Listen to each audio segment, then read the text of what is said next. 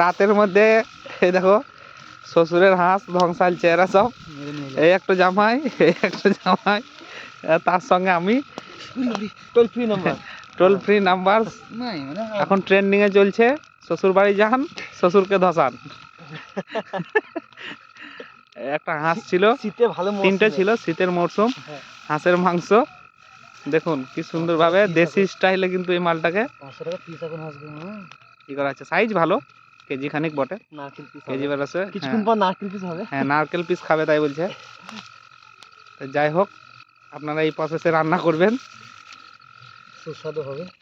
এই প্রসেসে পরিষ্কার করলে বলে নাকি টেস্ট বাড়ে, তাই আমরাও একবার চেষ্টা করে দেখলাম, চেষ্টা করছি এখনো পর্যন্ত, দেখা যাক। এখনো দাও দাও, আগুনে দাও, তবে তো ভালো করেই হবে। এই স্টাইলে কাটা কাটা রান্না করে খান, একটু কমেন্ট করে জানাবেন। কেমন